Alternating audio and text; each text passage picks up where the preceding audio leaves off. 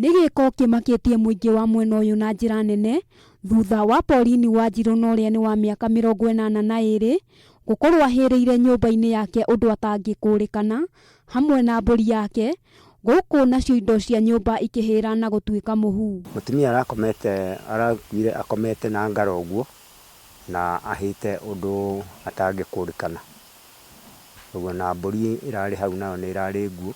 Kuringana na OCPD wa Maragwa Dorothy Gaitenga, augite ica ikuhi ikuo cia andu akuru ni ciongererekete muno na iria kaingi iracungiririo ni ngucanio ya migunda makiria kaunti-ini ino ya Murang'a. Sasa hii ndio kesi kama ya tatu ya hao watu wasee kukufa na njia ambaye bado tujaelewa.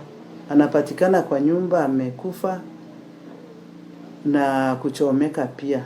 Kwirikanite mutumia uyu ni akoretwo akinyamario mahinda kwa mahinda ni ciana cia mutumia uria kwirikanite wahikitio mucini uyu kuona Wanjiru ndari na uhoti wa kugia ciana na uria wakuire makiria ma miaka 10 mihituku.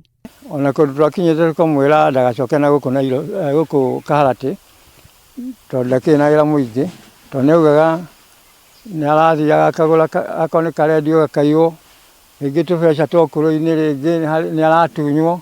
Undu wa kumakania ni ati mita nini kuma nyumba-ini ya Wanjiru ni harenjetwo irima undu uria utumite muingi wikuire Wanjiru aya gukorwo aroragitwo niguo acoke athikwo mbere ya mweki giko giki agarurukite na gucinira Wanjiru nyumba-ini yake. Ona twara hari handu ha irima rirenjetwo nikenjo very fresh igacoka rigathikathikwo guo riu hakoneka hihi ni ta hari mundu ana fulani akunyita mwiri ucio aurage na njira ingi aute hau kana hakoneka ringi mayant aroragitwo mbere nyumba igicinwo mundu ucio arona riu ndakumuthika hau ringi acine nyumba. Riu maabitha a borithi ni mambikite uthuthuria Baranginyo niguo mamenye mugeri wa ngero ino.